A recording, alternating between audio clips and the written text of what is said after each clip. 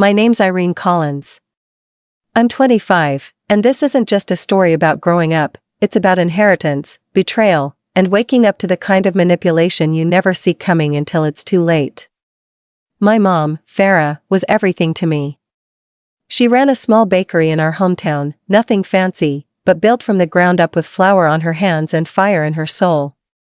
She was the kind of woman who made lists for her lists, who had backup plans for her backup plans. Even when she was sick, dying, actually, she made sure I would be okay.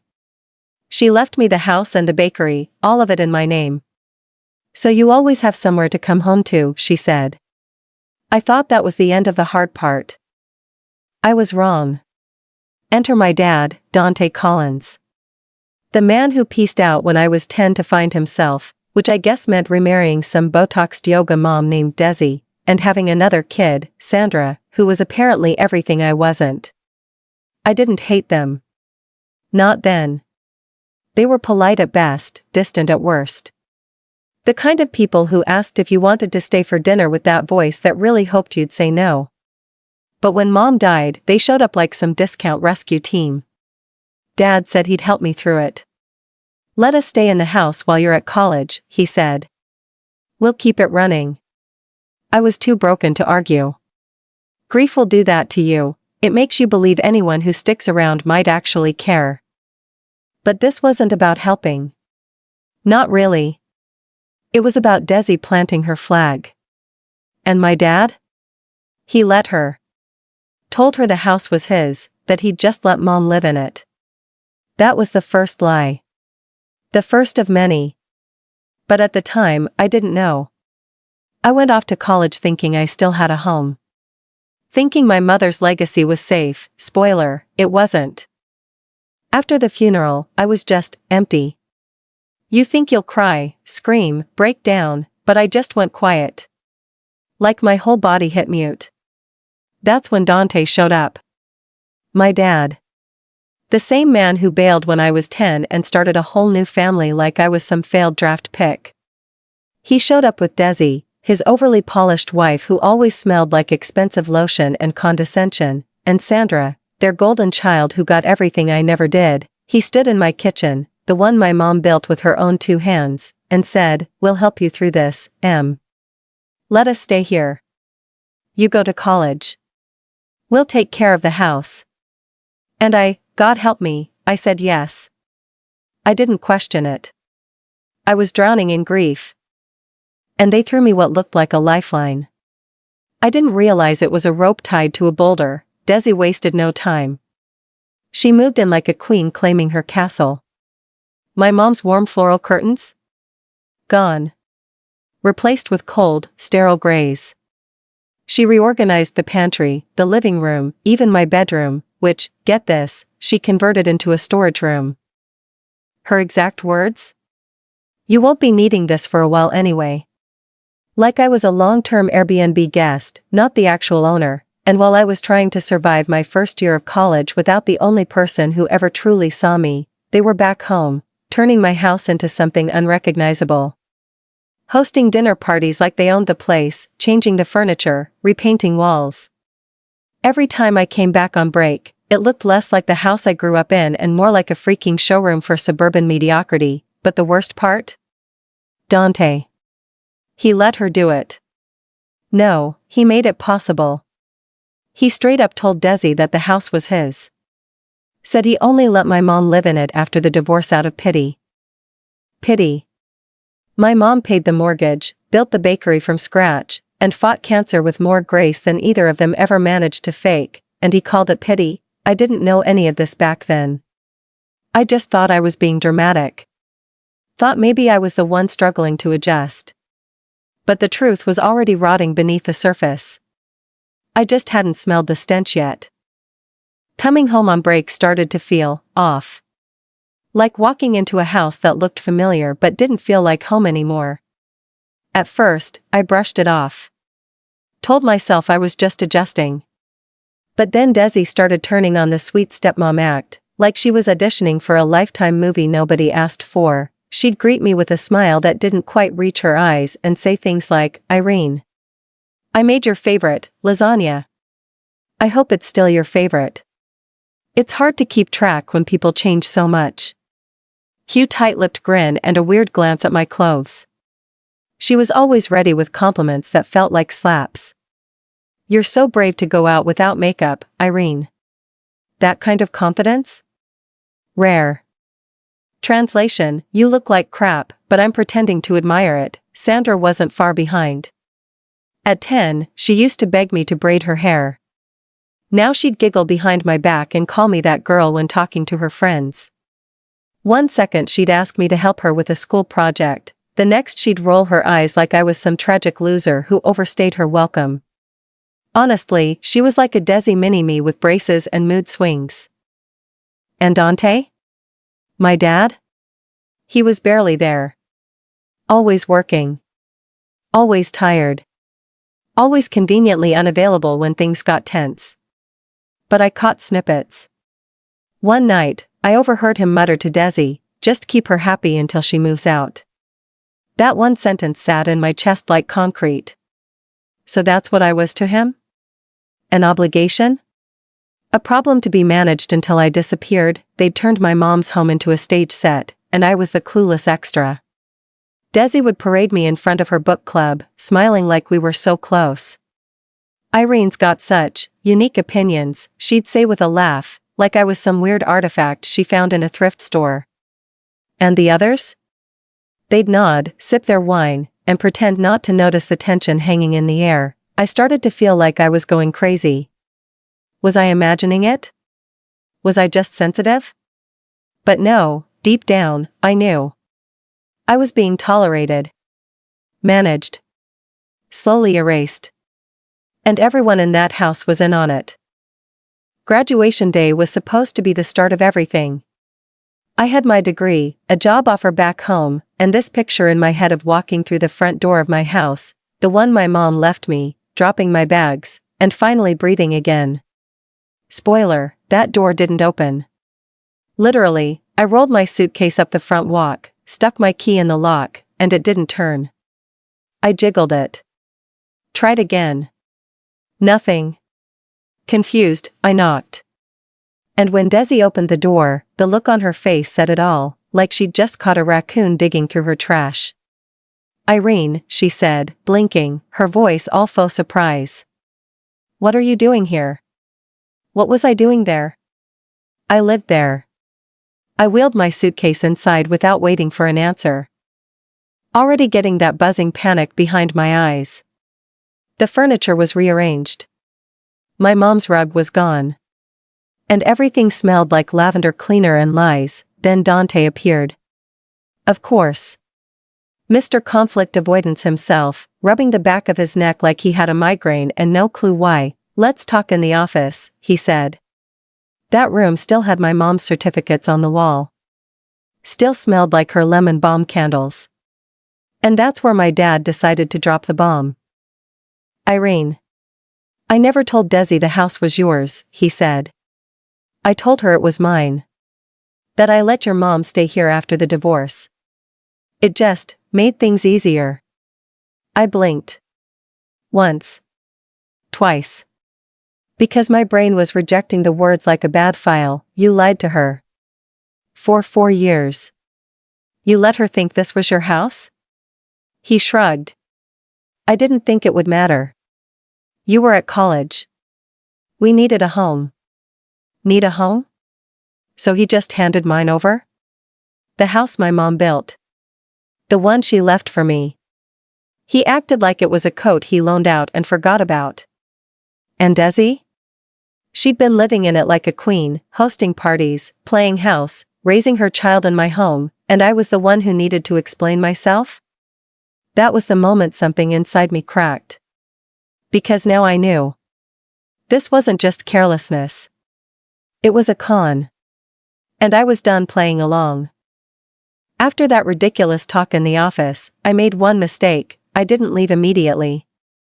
I gave my dad a chance to fix it. To come clean. To set the record straight with Desi and maybe salvage what little respect I had left for him. But no. Instead, I got a front row seat to the most passive-aggressive eviction campaign you've ever seen. Desi dropped the fake smile like a bad habit. Her new vibe? Weaponized condescension. Irene, don't take it personally, we just like a certain standard of living. She said it with her usual Stepford wife tone, as she replaced my mom's cozy throw pillows with ugly, overpriced geometric ones that screamed midlife crisis. Then came the accidents. My favorite blouse, ruined, mysteriously dyed pink. Oops. She chirped. Laundry mix-up. Sure, Desi. Just like it was a mix-up when you started cooking meals that somehow only fed 3. Oh Irene, I didn't know you'd be home for dinner again. Babe, I live here, even Sandra got in on it. Once sweet, now snotty, this 14-year-old gremlin started leaving little notes around the house, please clean up after yourself. Some of us live here full-time. The audacity. Meanwhile, she's dumping her crap all over the living room and blasting TikToks at full volume like she owns the place. And Dante? Don't even get me started. The man who was supposed to protect me, who watched all of this unfold, disappeared. Every time I tried to talk, he was suddenly busy. Out working. Stressed. He'd mumble things like don't make waves, let's just keep the peace. Keep the peace? I was being slowly erased. They were gaslighting me, humiliating me, and pushing me out inch by inch while pretending everything was fine. Every time I walked into a room, conversation stopped. Every meal was served with side eyes and tension. I started eating in my room, avoiding common spaces like I was some weird houseguest overstaying her welcome. And that was the worst part, they'd made me feel like I didn't belong. Like I was trespassing in my own mother's house. They wanted me gone. And every day, they made sure I knew it. I woke up one Saturday morning to silence. Not the peaceful kind, the unnerving kind. No smell of burnt coffee from Desi's sad attempts at breakfast, no Sandra stomping through the hallway filming herself, no dad fake coughing in the living room pretending to be busy. Just, nothing, the house was spotless. Too spotless. Like a damn real estate showing. The living room was perfectly staged, the kitchen immaculate, not a single dish in the sink. Their shoes, purses, phones? Gone. At first, I thought maybe they were out running errands. But then I noticed, all their suitcases were missing, no note. No text. Just ghosted in my own home. I called Dad, straight to voicemail. Tried Desi. She picked up on the 4th ring with the sound of waves and tropical music in the background. Oh, she said, mock surprise dripping from her voice. I guess we forgot to tell you, we're in the Maldives. First class, luxury resort. It's been amazing. I was speechless. She wasn't. We didn't invite you because, let's be real, it's time you figure things out. We gave you 4 years to grow up.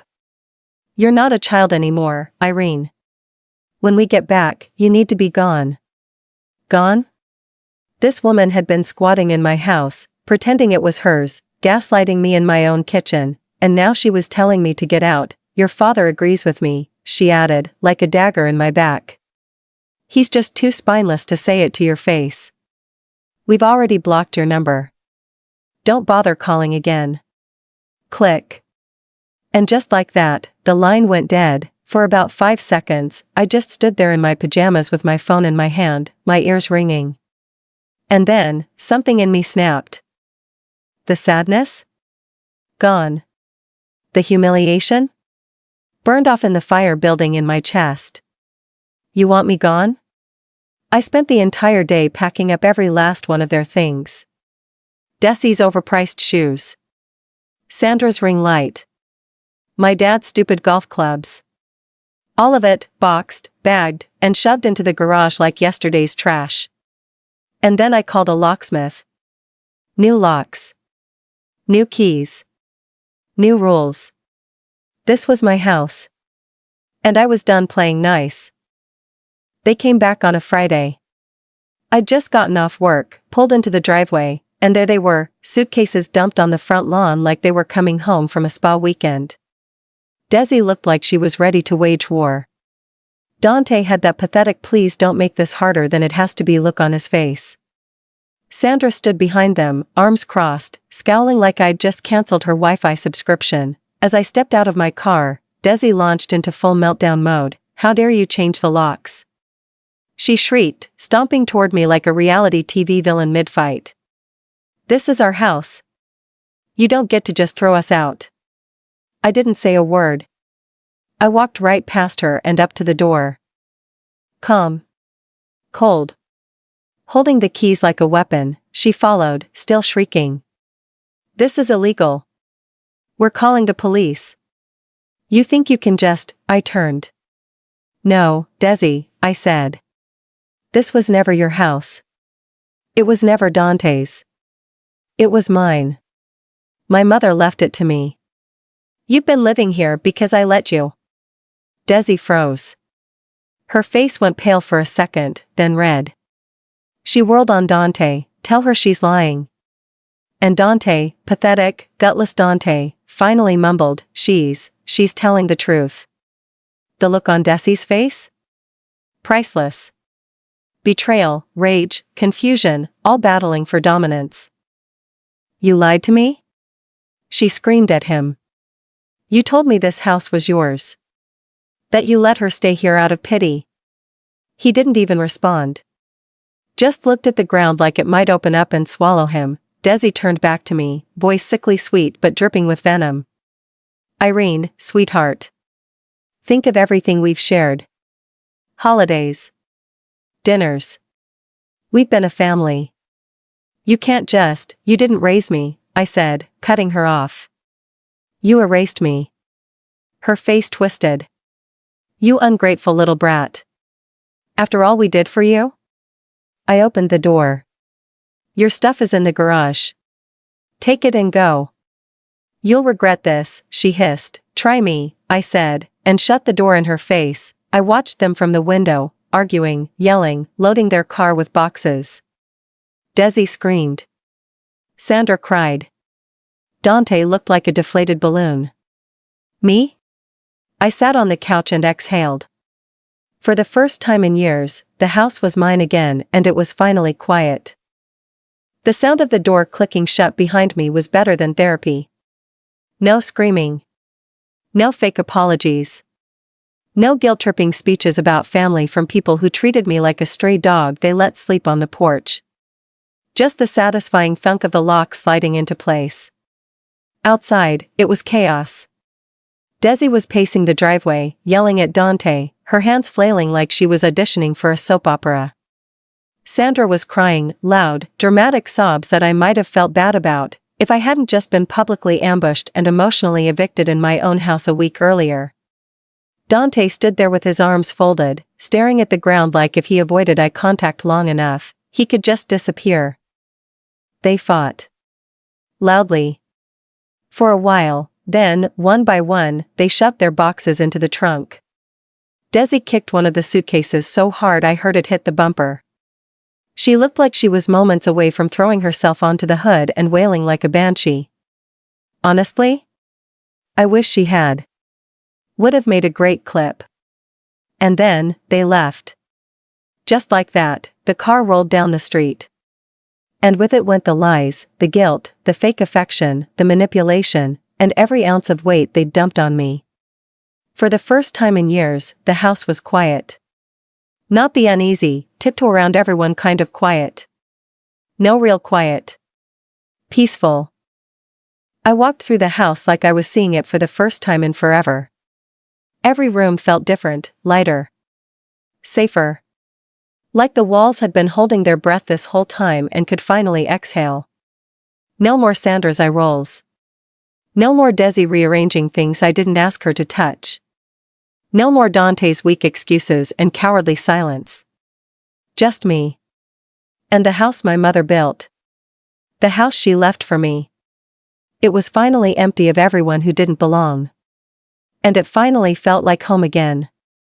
I wasn't sad. I wasn't guilty. I wasn't conflicted. I was free. The first thing I did after they left? I saged the hell out of that house. Not even joking. Desi's energy was like mildew, you don't just wipe it down, you purge it. Then I got to work, the beige walls she painted over my mom's warm yellow kitchen? Gone. I went straight to the hardware store, picked out a soft gold that reminded me of sunlight through a coffee mug, and spent a whole weekend blasting music and repainting every damn inch. My mom's rose garden, once ripped out for some hideous low-maintenance rocks. I tore those out by hand and replanted every single bush. Same varieties my mom loved, coral dawn, peace, and wild pinks. I didn't care that my nails were wrecked and my back hurt, I felt alive for the first time in years. Everything Desi erased, I brought back. And everything she touched? Tossed. I changed the furniture. Ripped down the ugly curtains. Threw away every tacky thing they left behind. I wasn't just reclaiming a house, I was rebuilding her space. My space. Of course, Dante tried to reach out. First, the guilt-tripping voicemails, Irene, this isn't what your mom would have wanted.